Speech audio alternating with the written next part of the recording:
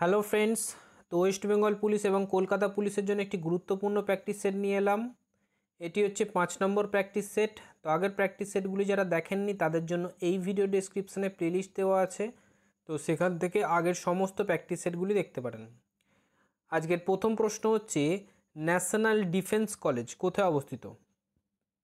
National defence college কোথায় অবস্থিত? তো এই প্রশ্নের সঠিক উত্তর হয়ে যাবে অপশান বি, নয়াদিল্লি বা নিউ দিল্লিতে।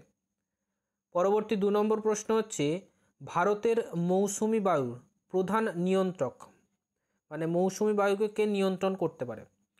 সঠিক উত্তর হয়ে যাবে অপশান বি, তাপমাত্রা। নেক্সট 3 নম্বর প্রশ্ন হচ্ছে, ইন্ডিয়ান ন্যাশনাল আর্মি কে প্রতিষ্ঠা করেন? ইন্ডিয়ান ন্যাশনাল আর্মি কে প্রতিষ্ঠা করেন?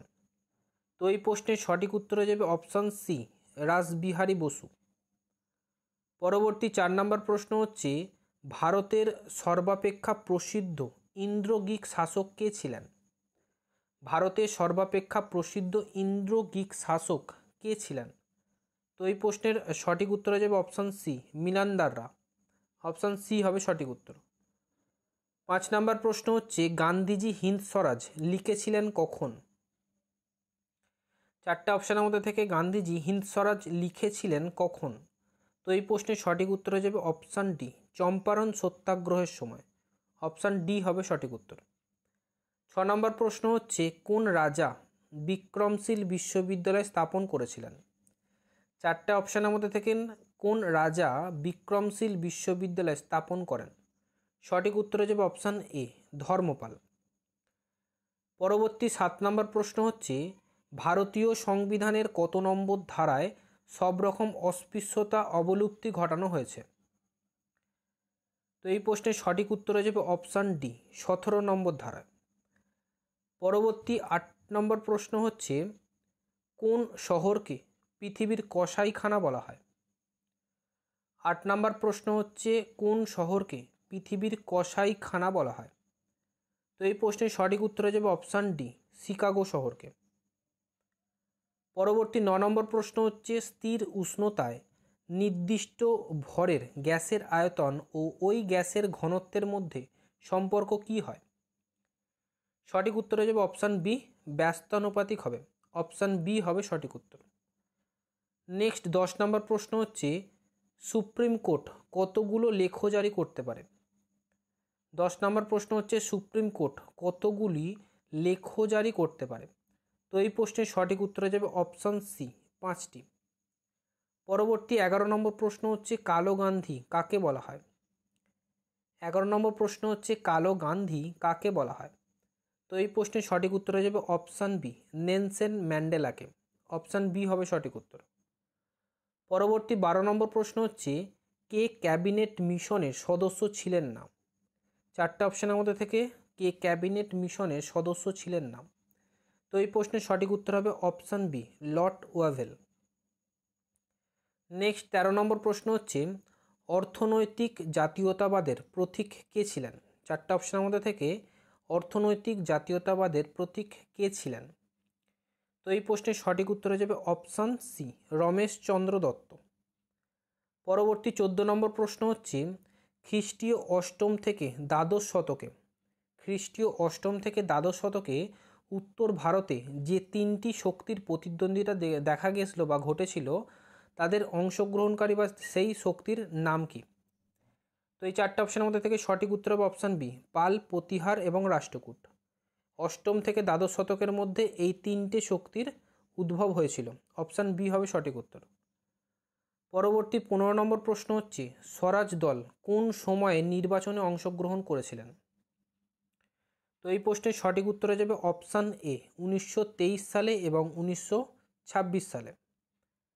পরবর্তী 16 নম্বর প্রশ্ন হচ্ছে, বিজয়নগর সাম্রাজ্যের ধ্বংসাবশেষ দেখা যায় কোথায়? তো এই প্রশ্নের সঠিক উত্তর হয়ে যাবে অপশান সি, হাম্পিতে। পরবর্তী 17 নম্বর প্রশ্ন হচ্ছে, রামানুজ কোন বিষয়ের জন্য বিখ্যাত ছিলেন? রামানুজ কোন বিষয়ের জন্য বিখ্যাত ছিলেন?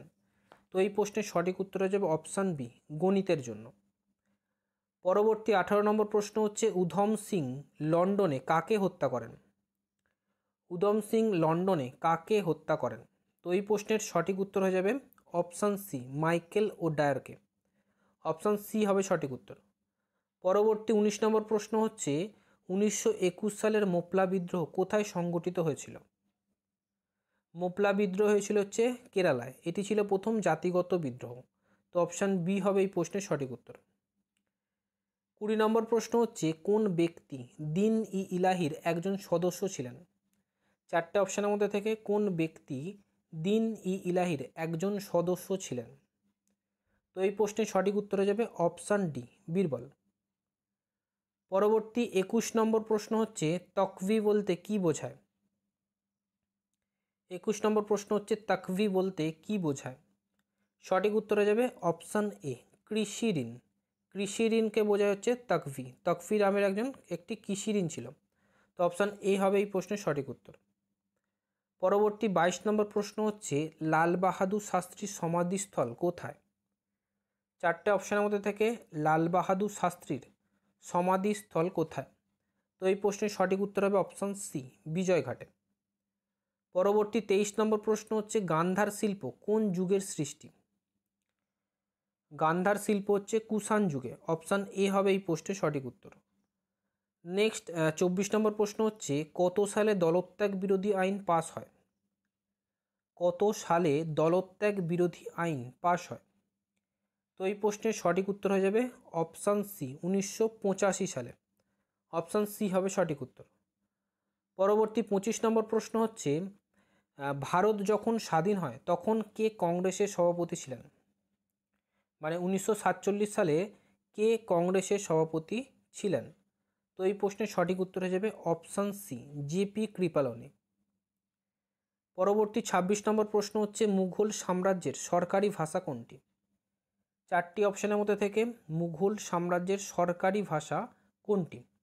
তো এই প্রশ্নের সঠিক উত্তর হয়ে যাবে অপশান বি ফার্সি। পরবর্তী 27 নম্বর প্রশ্ন হচ্ছে কোন ধারায় 27 নম্বর প্রশ্ন হচ্ছে কোন ধারায় ভোটদানের অধিকারের কথা বর্ণিত আছে?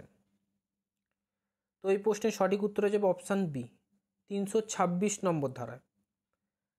পরবর্তী 28 নম্বর প্রশ্ন হচ্ছে প্রধানমন্ত্রী হতে গেলে সর্বনিম্ন বয়স কত হতে হবে? প্রধানমন্ত্রী হতে গেলে সর্বনিম্ন 25 বছর বয়স হতে হবে।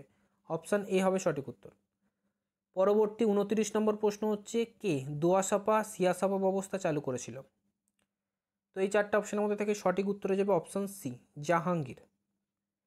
নেক্সট 30 নম্বর প্রশ্ন হচ্ছে 1621 সালে বা 21 খ্রিস্টাব্দে ইংরেজরা ভারতের মাটিতে যে প্রথম ঘাঁটি স্থাপন করেছিল সেটি কোথায়? সঠিক উত্তর হয়ে যাবে অপশান সি কালিকটে। তো এই হচ্ছে আজকের গুরুত্বপূর্ণ 30টি প্রশ্ন। ভিডিওটি ভালো লাগলে লাইক করুন এবং আপনার ফ্রেন্ডদের সাথে ফেসবুক হোয়াটসঅ্যাপে শেয়ার করুন।